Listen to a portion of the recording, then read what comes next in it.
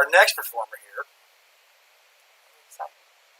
well, I'm looking at the list here, is another great friend of ours, Russell Jones. And now, I didn't get a chance to watch all of Russell's thing. I hope he told you that he is also our fashion consultant. Yes, I forgot about that. Yeah, if he did not, I'm going to finish and tell you at the very end that he told us that Russell is the official Noah's Army fashion consultant. And yeah, that's a thing, I'll tell you. We have one. Yeah, and Russell's been a friend of mine for a long time, a professional performing strongman who does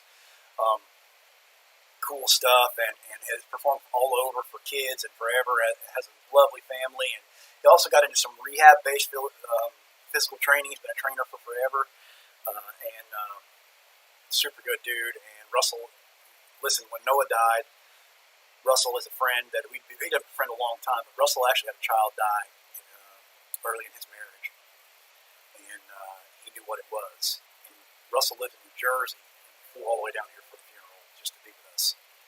And Russell's a very special friend to us. We truly appreciate that. And I didn't mean to jump into a somber tone because I'm sure Russell's going to have a fun performance. I know he's going to do some cool stuff and talk to you guys. And so let's watch him. Thank you very much.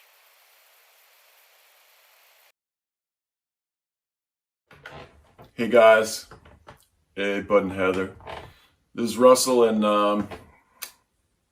I'm just remembering everything that went on with Noah. I know this is a big day for you guys. I know it's history, but history comes alive. I know I lost a son years before in '87, and it still comes back, and I'm sure it comes back for you guys. But it's, I guess, what you do with that. And so when we heard what happened, I met Dennis Rogers down there. Dennis came in from Texas. I came down from Jersey, and it was like, all right, how do I contribute? Dennis was part of the speakers. He was pretty close with Noah. I knew Noah, but I wasn't, I wouldn't say I was close with him at all. My son was, because he rolled with him when he after he got out of college, and he went down there and they were doing jiu-jitsu and all. But so it came day for the celebration of his life, and we were at the church, and I wandered down in the back. I was carrying something for somebody, and in the back there was this room full of guys, and they all had white shirts on. They were pretty gnarly looking, and so I looked down, and there on the floor was a pile of red ties. And so one guy had picked one up, and he was trying to tie it. It looked more like a hangman's noose on the poor guy. Everybody was just standing there perplexed. So I took the guy that was just about to hang himself, and we went into the bathroom, and he thought it was a little weird, but once he saw what I did, it was fine. I tied the double Windsor perfect knot, and he came out all happy, and the other guys saw it, so they all got online, and I was tying everybody's tie. I think by the end I tied like 11 ties, just, helping out. Well, anyway, after the service was over and everything, we were going for the repast, and we're sitting at a table, and there's all the Jeffries youngins sitting around, and Dennis and I were at that table, and as I'm ready to dig in, the guy sitting next to me, his name was Henry. Henry leans over and he goes, "Hey, Russell," he said, "how did you ever become a fashion stylist?" And I was like, "What?" And I started laughing, Dennis started laughing, and he thought that because I could tie a tie, it was what I did or who I was, and I just leaned over and I said, "Dude, I'm from Jersey. I went to Catholic school. We had to wear a tie every day." I said, "It's just practice. That's all it is, not a fashion stylist." So we had a laugh about that, and it was just good to see family get together, and even with the weeping, there was joy. There was some fun. The same thing happened when we went back to Shirley's house, Grandma Jeffrey's house, and Angie and Rebecca were there with their crew and everything, and Dennis and I and Bud and Heather. And so at one point, somebody referred to a woman as a snorf. And I'm like, a snorf? I never heard of a snorf before. And they're like, "Oh, really? Well, a snorf is a woman who is so short that when she farts, it blows sand in her shoes." And I was like, "What?" And I said, "Yeah, it's one of the things my dad taught me, that would be Grandpa Jeffries, and that was one of his sayings." So I wrote that one down, what a snorf was, just in case they ever came back to that part of Florida. And then a few minutes later, somebody was talking about cutting the bull. And, up in Jersey, cutting the bull meant just, get to the point, no nonsense, just, shoot straight, cut the bull. Well, that's not what it meant down there. So the question was, why did Grandpa Jeffries want to cut the bull? It's to take his mind off ass and put it on grass. So that was another one I wasn't familiar with, and it seemed a little radical from my perspective, but I guess it was effective.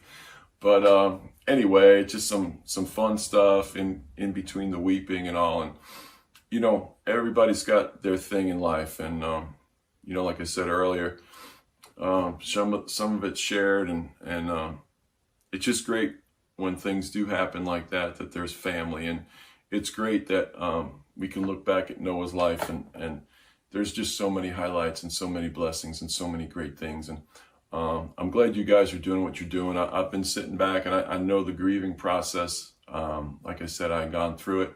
And so I'm just glad to see the work you guys are doing, how you're carrying on, how you guys are getting along together. And it just blesses me to watch it. And the whole thing with Noah's Army, it's great. It's a great cause. I mean, the people that are pulling together for that, I just hope everybody that's watching this, does support it in any way that they possibly can. But Bud asked me if I could do a feat of strength today. And so I got this big old block of wood. A couple of years ago, Dennis, I'm Grandmaster Dennis Rogers. If anybody doesn't know who Dennis Rogers is, he's Grandmaster Strongman. I was his first student. Now, I'm not saying I was his best student, but I was his first student. And so I've done a number of different feats throughout the years and stuff. And we were trying to figure something out a couple of years ago that I could do that would be kind of portable and kind of cool. And so he said, well, why don't you break some boards? And so we put some boards together. So right now we have there's 3/4-inch boards, and there's 7 of them. And we screwed them together. So there's no airspace or anything like that. It's pretty solid piece.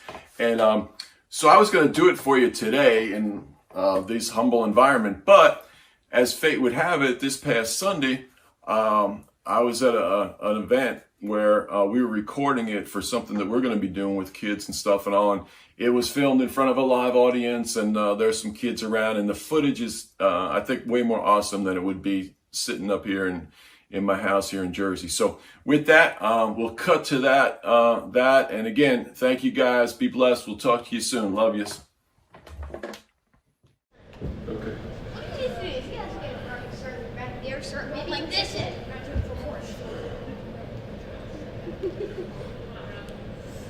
Three, two, one.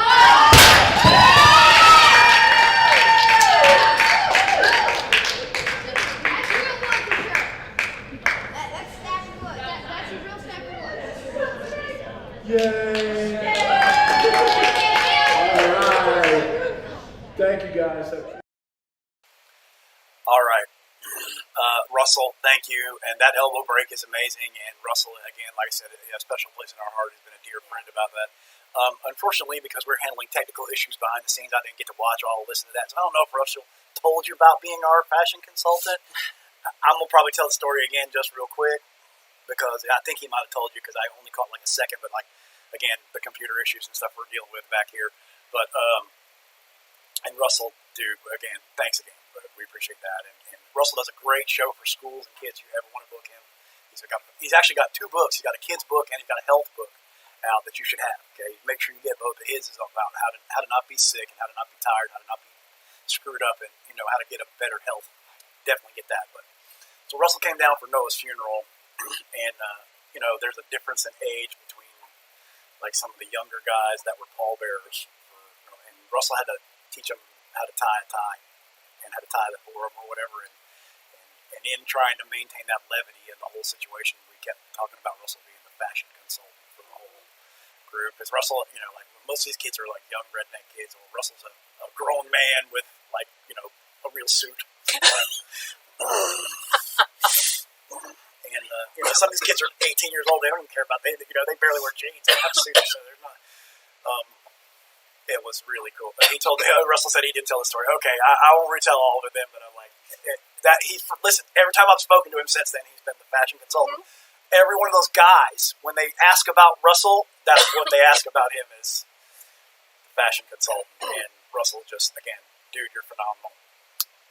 Truly appreciate it. You. Yeah, so much. And thanks for doing that. All right, so we're going to move on here. And you know what? I don't know. I got to say it. Russell, I truly hope you're having a great day and things are going good. I got to come back to that. We appreciate it. Okay. So now we're going to move on. Our next performer, or our next person, is a truly unique dude. Okay? He has story. Oh, you told that? Cut the bull. Oh my God! I'm gonna tell my mother that oh my God.